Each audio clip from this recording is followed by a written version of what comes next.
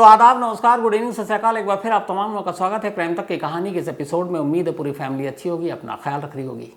आज की कहानी सुनाऊं उससे पहले दो जानकारी आपको देता हूँ।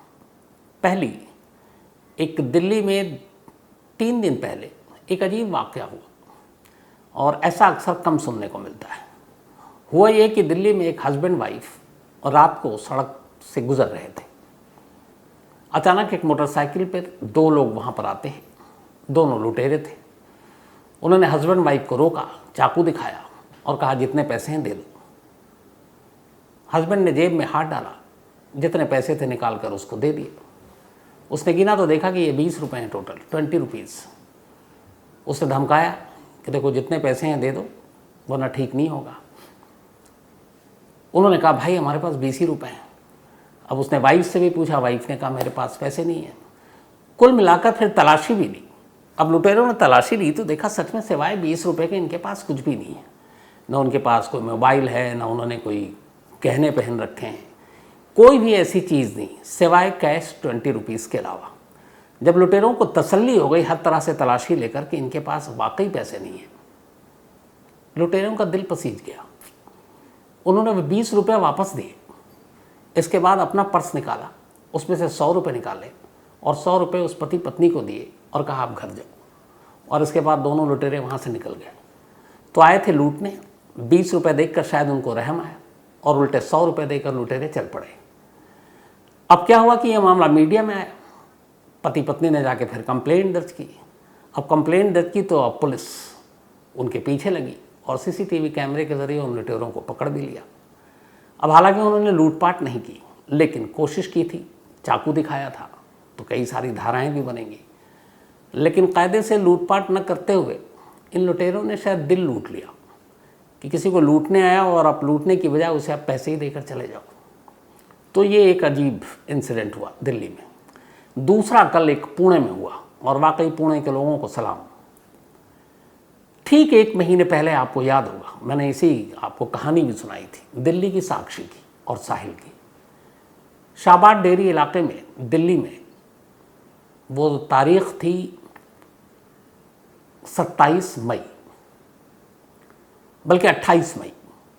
28 मई की वो तारीख थी और बीच सड़क पर शाहबाद डेरी में रात के वक्त करीब 9 बजे के आसपास साहिल नाम का एक लड़का साक्षी पर अंधाधुंध हमला करता है। उसे चाकू से मारता है, पत्थर से मारता है। इस दौरान ये सारी चीज़ें कैमरे में रिकॉर्ड होती हैं, लोग देख रहे होते हैं। दर्जनों तमाशबीन वहाँ मौजूद थे। पत्थरों का ढेर पड़ा हुआ था, लेकिन किसी की हिम्मत नहीं हुई कि 2 पत्थर ही उठाकर उसकी तरफ उछाल दें। लोग तमाशा देखते रहे। नतीजा ये हुआ कि साक्षी मर गई और साहिल वहाँ से भाग गया। हालांकि वो बाद में पकड़ा गया।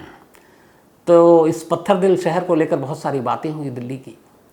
इत्तेफाक से महीने भर बाद, वो 28 मई की बात थी, यहाँ 27 जून की बात है, यानी कल की ट्यूसडे 27 जून के पुणे में लगभग ऐसी ही तस्वीर थी।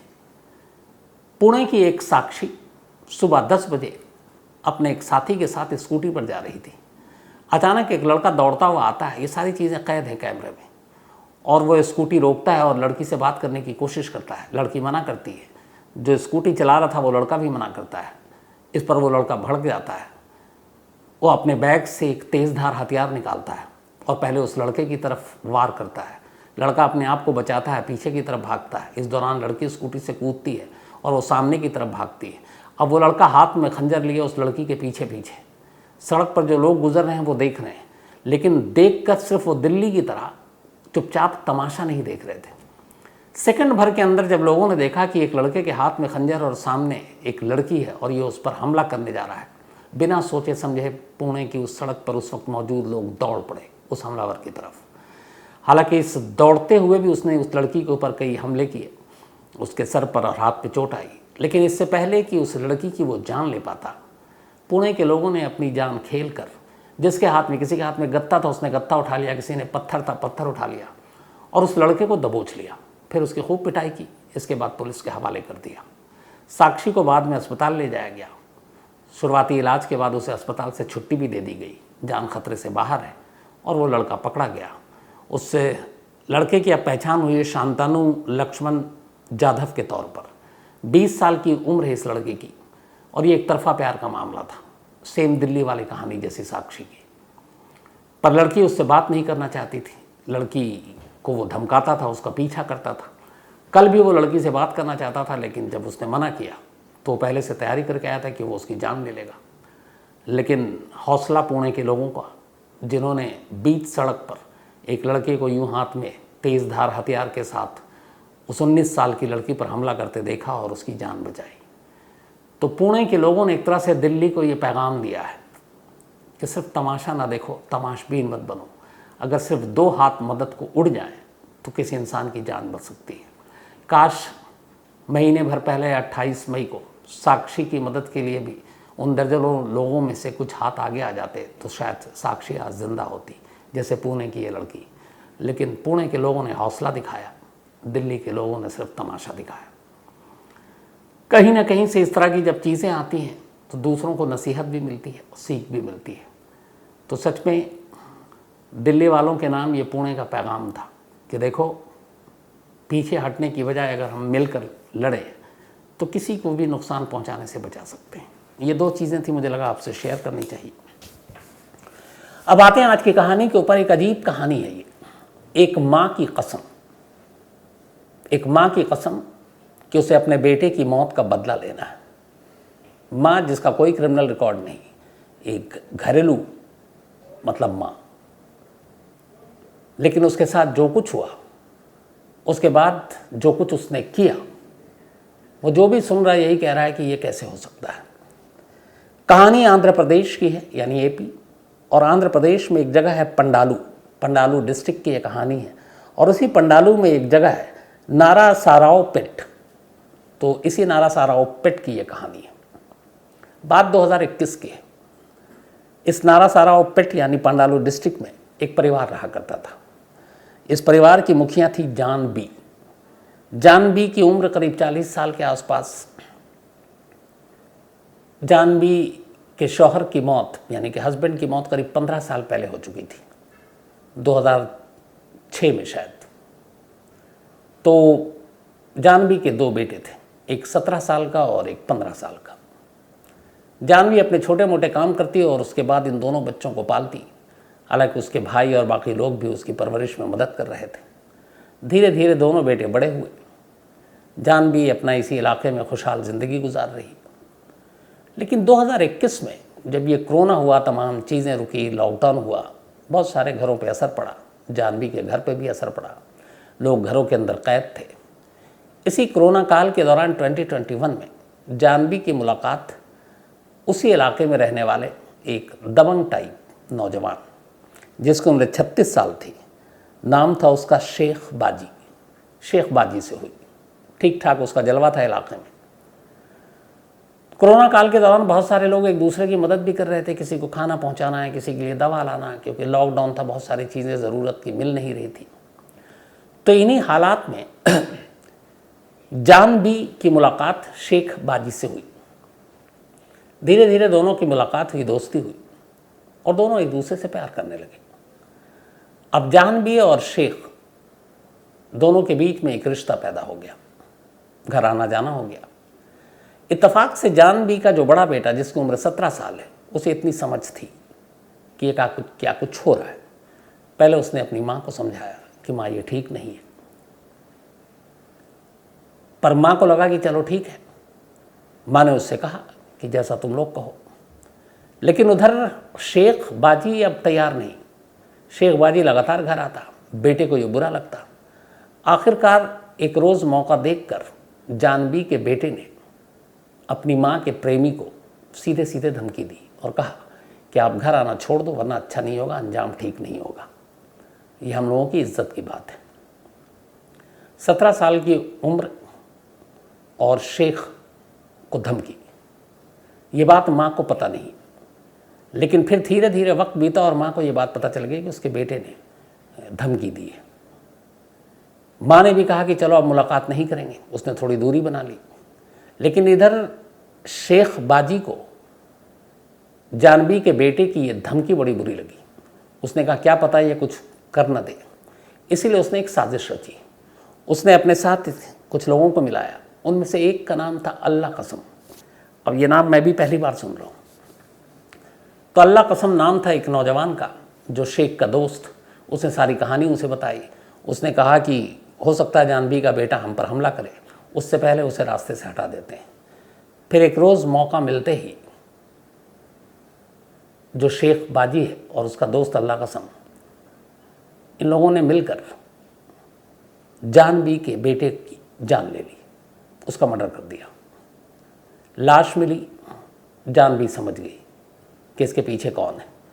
अब उसने अपने तरीके से फिर पता करना शुरू किया। जब उसने पता करना शुरू किया कि उसके बेटे का कातिल कौन है, तो दो नाम उसके सामने आ गए और वही दोनों असली नाम थे। एक आया शेख बाजी का और दूसरा आया अल्लाह कसम का। उसने ये तक पता कर लिया कि उसके बेटे का जो गला काटा था वो चाकू अल्लाह कसम ने चलाया था। जब ये सच्चाई पता चली, जानवी ने उसी दिन एक कसम खाई। उसने कहा कि वो अपने बेटे के दोनों कातिलों को जिंदा नहीं छोड़ेगी। और उसके इस कसम की चर्चा हर तरफ होने लगी। मतलब उसके आस पड़ोस के जो भी दुख अफसोस जताने गए, वो सबके सामने कहती, मैं अपने बेटे के कातिल को नहीं छोड़ूंगी और शायद मेरे बेटे का कत्ल मेरी वजह से हुआ है। धीरे धीरे ये बात अल्लाह कसम और शेख को तक बात पहुंच गई कि जानवी ने ऐसी एक कसम उठाई है कि वो अपने बेटे को कातिल को नहीं छोड़ेंगे। अब दोनों जो है वो बच के रहने लगे या लोगों के साथ चलने लगे। जो शेख बाजी था, दबंग टाइप था, उसके इर्द गिर्द लोग रहते थे, इसलिए उसको ख़तरा नहीं था। लेकिन पहला शिकार करना था अब जानवी को अल्लाह कसम का, क्योंकि उसी ने उसके बेटे के गर्दन पर चाकू चलाया था। कसम खा चुकी थी, अब वो मौके का इंतज़ार कर रही थी। और आखिरकार उसी साल जानवी के बेटे का कत्ल हुआ था अगस्त 2021 में। 2021 अगस्त का महीना था। इसके बाद सितंबर, अक्टूबर, नवंबर बीत गया। अब दिसंबर का महीना आ गया, यानी कि 4 महीने हो चुके थे। दिसंबर 2021 में एक रोज़ जानवी को पता चला, क्योंकि वो अपने लोगों को लगातार इन दोनों के पीछे छोड़ी हुई थी कि इनके बारे में खबर दो, तो उसे पता चला कि नारा साराव पेट के एक सिनेमा हॉल जंक्शन है, एक इलाका, वहाँ पर अल्लाह कसम मौजूद है, शराब के नशे में है। ये खबर मिलते ही जानवी अपने भाइयों के साथ वहाँ पहुँच गई। रात का वक्त था, उसने देखा अल्लाह कसम अकेला है। वो उसके पास गई, चाकू निकाला, अल्लाह कसम का गला काट दिया। ये उसकी कसम का पहला शिकार था, जो उसने कसम खाई थी अपने बेटे के कातिल को मारेगी। कत्ल करने के बाद जानवी कहीं गई नहीं, न भागी न घर गई। वो सीधे उसी चाकू के साथ जिससे उसने गला काटा था अल्लाह कसम का, पुलिस स्टेशन पहुंचती है। पुलिस स्टेशन जाकर वो चाकू देती है और कहती है मैं अभी ये कत्ल करके आई हूँ, लाश वहाँ पड़ी है। पुलिस के सामने जानवी इकरार जुर्म कर रही थी और ये भी बता रही थी कि ये देखो चाकू, इससे मैंने मारा है और जिस शख्स को मारा उसका नाम अल्लाह कसम है और उसकी लाश उस सिनेमा हॉल जंक्शन के पास पड़ी हुई है। पुलिस सुनते ही फ़ौरन मौका वारदात पर पहुंचती है। जानवी सच कह रही थी, वहाँ अल्लाह कसम की लाश पड़ी थी। पुलिस केस दर्ज करती है, जानवी से पूछताछ करती है, वो बताती है। इसके बाद उसको पुलिस हिरासत के बाद फिर जुडिशल कस्टडी में जेल भेज दिया जाता है। अब जानवी जेल में है, लेकिन इधर अल्लाह कसम के कत्ल की जो बात है वो पूरे इलाके में फैल गई है और ये खबर अब शेख बाजी तक पहुंच गई। शेख बाजी तक अल्लाह कसम के कत्ल की बात पहुंची और साथ ही उसके पास ये भी पहुंची कि जानवी ने एक कसम खाई है कि वो अपने बेटे के कातिलों को छोड़ेगी नहीं, और शेख को पता है कि दूसरा कातिल वो है। उधर वो जेल में, इधर शेख बाहर, लेकिन एक औरत से डरा हुआ, सहमा हुआ। उसने अपने आप को अंडरग्राउंड कर लिया कि क्या पता कब वो जेल से बाहर आ जाए, फिर मेरे पीछे पड़े। और उसे हर एक जानने वाले ने बता रखा था कि जानवी ने जो कसम खाई है वो बहुत ही हल्के में नहीं ली है। उसका कहना है कि वो मरने से पहले इस कसम को पूरा करेगी, चाहे किसी भी तरह करे। शेख डर गया। अब वो इस इलाके से दूर कहीं चला गया। धीरे धीरे वक्त बीतता रहा। जानवी जेल में थी, चूँकि उसने कत्ल किया, कत्ल का एक मोटिव था और कत्ल करने के बाद खुद ही सरेंडर किया, तो एक पेशेवर मुजरिम भी नहीं थी, न पुराना कोई क्रिमिनल रिकॉर्ड था। लेकिन फिर भी इन सब के बावजूद करीब 1.25 साल तक वो जेल में रही।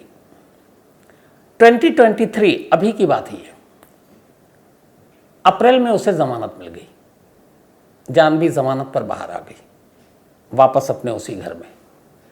अब वापस आने के बाद जब उसने पता किया कि शेख बाजी कहाँ है, तो पता चला कि वो तो जब से वो अल्लाह कसम का कत्ल हुआ है वो गायब है, वो इस इलाके में आता ही नहीं है। अब जानवी परेशान कि उसका दूसरा कसम कैसे पूरा होगा। अपने तमाम सोर्सेज से उसने उसके हर ठिकानों को तलाश लिया, कहीं से भी उसको नहीं मिला शेख। धीरे धीरे वक्त बीत रहा है, उसे ये भी है कि कहीं ऐसा ना हो कि शेख पलट कर वार कर दे, लेकिन उसका कोई सुराग नहीं मिल रहा। वो बेचैन हो रही है कि मैं अपने बेटे के कातिल से कैसे बदला लूँ। इत्तेफाक से अभी जून का महीना आ गया। उसके एक सोर्स के ज़रिए शेख बाजी का एक मोबाइल नंबर मिला और पता चला कि यही वो मोबाइल नंबर है जो इस वक्त वो यूज़ कर रहा है। ये बात है 15 जून के आसपास की, अभी इसी महीने की। जब ये नंबर मिला, शेख बाजी ने सीधे, बल्कि जानवी ने शेख को मोबाइल मिलाया। अननोन नंबर था, उसने उठाया। उसने कहा कि मैं जानवी बोल रही हूँ। शेख डर गया, फ़ोन रख दिया। इसके बाद उसने उसको कई फ़ोन किए, मैसेज किए कि हम पुरानी बातें भूलना चाहते हैं, फिर से तुम्हारे साथ ज़िंदगी जीना चाहती हूँ। अब जो बेटा रोकता था वो भी नहीं है इस दुनिया में, और मुझे अब बदला नहीं लेना। जिसने मारा था मैंने उससे बदला ले लिया, अब मेरे लिए और कुछ नहीं है। पर शेख मानने को तैयार नहीं, उसके दिल में शक कि ये कोई चाल है। अगले 4 दिनों तक जो जानवी थी वो लगातार दिन रात सुबह शेख को फ़ोन करती रही, मैसेज करती रही, उसको डोरे डालती रही कि देखो मैं सच में तुमसे प्यार करती हूँ और वापस तुम्हारे साथ ही अब रहना चाहती हूँ, और मेरा कोई है नहीं। 4 दिन हो गए। 4 दिन के बाद जितने तरीके से कन्विंस करना था जानवी ने कर लिया। चौथे दिन शेख बाजी को यकीन हो गया कि अब वो बदल गई है। शायद उसको अपने बेटे के कत्ल का बदला अल्लाह कसम से ही लेना था, क्योंकि चाकू उसी ने चलाया था और उसने मुझे माफ़ कर दिया और अब मेरे साथ वापस रहना चाहती है। तो उसने सारे प्यार भरी बातें करने के बाद 4 दिन के बाद शेख की पूरी सोच बदल दी। इसके बाद शेख मिलने को तैयार हो गया। तो उसने कहा ठीक है, एक काम करो, हमारे घर में एक बहुत बड़ा फंक्शन है। उसके भाई का जन्मदिन था जानवी के। उसने कहा कि तुम हमारे भाई के बर्थडे पर आ जाओ, सालगिरह पर आ जाओ। सारे लोग जानते भी थे, ताकि मेरे एक साथ जितने भी ख़ानदान के लोग हैं सब एक साथ होंगे, जो भी गिले शिकवे हैं सब दूर हो जाएंगे, और दूसरा कि तुम आओगे तो अच्छा लगेगा। इधर शेख बाजी को भी लगा कि एक फंक्शन में बर्थडे है जिसमें तमाम लोग मौजूद होंगे, उनके सामने कोई ख़तरा भी नहीं है। तो उसने कहा ठीक है, मैं आता हूँ। 19 जून की रात शेख पहुँच गया जानवी के भाई के घर, और उस दिन उसके भाई का सचमुच जन्मदिन था और ये बात पता था शेख को भी। वहाँ जाने के बाद उसने बर्थडे मनाया। उसके बाद फिर भाइयों ने उसको शराब ऑफ़र किया। उसने शराब पीनी शुरू कर दी, जानबूझकर उसको खूब शराब पिलाई। जब वो लगभग नशे में था तभी अचानक हाथों में खंजर लेकर जानवी उसके सामने खड़ी हो जाती है और कहती है कि मैंने अपने बेटे की मौत के बाद जो कसम खाई थी वो दूसरी कसम अब पूरी होगी जब तुमको मारूंगी। शराब पीकर इतना ज़्यादा वो अपना होश खो चुका था कि फिर भी बचने की कोशिश की, लेकिन कोई फ़ायदा नहीं। जो हाथों में खंजर था जानवी के, वो सीधे उसके सीने में। उसने अंधाधुन वार किए। थोड़ी ही देर में शेख बाजी फर्श पर पड़ा था, जान निकल चुकी थी। इसके बाद बाकायदा वो पेट्रोल लाई, पेट्रोल लाकर उसकी लाश को भी जलाया। ये सब कुछ किया। रात हो चुकी थी, देर रात का ये पूरा वाक़या है। इसके बाद पूरी रात वो घर में रही, लाश वहीं घर के बाहर पड़ी रही। सुबह हो गई। सुबह होने के बाद, सुबह होने का इंतज़ार कर रही थी जानवी। वो सीधे घर से उठती है और इस बार भी ठीक उसी पुलिस स्टेशन में पहुंचती है जिस पुलिस स्टेशन में वो दिसंबर 2021 की सुबह पहुंची थी, अल्लाह कसम का कत्ल करने के बाद। तो उसने कसम खाई कि अपने बेटे के दोनों कातिलों को छोड़ेंगे नहीं। उसकी कसम अब पूरी हो गई। 19 जून की रात, 20 जून की सुबह वो पुलिस स्टेशन जाती है, फिर से एक बार वही कहती है कि मैं कत्ल करके आई हूँ, लाश फलाने जगह पड़ी है, आप उठा लीजिए, और अब मेरा वादा और कसम दोनों पूरा हो गया और अब मैं कोई और कत्ल नहीं करूँगी, अब जो होगा देखा जाएगा। पुलिस फिर से उसे अरेस्ट करती है, ऑलरेडी ज़मानत पर थी, ज़मानत रद्द होता है, जानवी वापस जेल पहुंच जाती है। इस वक्त भी वो जेल में है। पहले एक कत्ल का मुकदमा था, अब उसके साथ 2 कत्ल का मुकदमा है, लेकिन ये दोनों कत्ल एक कसम के बाद हुआ और इन दोनों कत्ल के पीछे एक तीसरा कत्ल था। तो जो भी इस माँ के कसम की कहानी सुन रहा है वही, और ख़ुद पुलिस भी हैरान है कि हर कत्ल के बाद ये भागी नहीं बल्कि पुलिस के पास आई है। तो ये आंध्रा से आई हुई वो कहानी जो एक माँ के कसम की कहानी थी। अब कहानी ख़त्म करूँ उससे पहले वही अपना सिलसिला। आज कार्तिकेय सिंह इनका जन्मदिन है, तो हैप्पी बर्थडे कार्तिकेय। और विनायक सिंह ने भेजा है। इसके अलावा नताशा परेश रवानी, इनका भी आज बर्थडे है, तो हैप्पी बर्थडे नताशा। और ये परेश रवानी जी की पत्नी है। विक्रम राजपूत, कल इनका बर्थडे है, तो एडवांस में हैप्पी बर्थडे विक्रम। और कल क्यों एडवांस में दे रहा हूँ अभी बताता हूँ। किशोर पुरोहित ने भेजा है। इसके अलावा Jawahar Choubey, thank you so much कल की स्टोरी के बारे में जो आपने नई जानकारी दी। सौरभ महापात्रा एक कहानी की फरमाइश की है। सुनील वाईसी केरला से हैं, and thank you so much Sunil इस प्यार के लिए, और हिंदी में आप इतनी अच्छे से कहानी सुनते हैं उसके लिए। और आपने एक कहानी की फरमाइश है, उसको भी मैं जल्दी पूरा करूँगा। तो कहानी में आज इतना ही, लेकिन कल अब आपसे मुलाकात नहीं होगी, होगी परसों, क्योंकि कल है बकरीद। तो कल मैं छुट्टी पे रहूँगा, कल थोड़ा फैमिली के साथ वक्त बिताऊँगा। तो क्राइम तक फैमिली के तमाम मेंबर्स को भी बकरीद की बहुत बहुत बधाई मुबारक। और इसीलिए मैंने कहा कि एडवांस में ये जो बर्थडे दिया था विश। तो अब आपसे मुलाकात होगी मेरी फ्राइडे को, कल भर के लिए छुट्टी, और आप लोग भी छुट्टी बनाइए। तो फ्राइडे किसी नई कहानी के साथ मिलेंगे आपसे, तब तक के लिए अपना ख्याल रखिएगा। Thank you very much.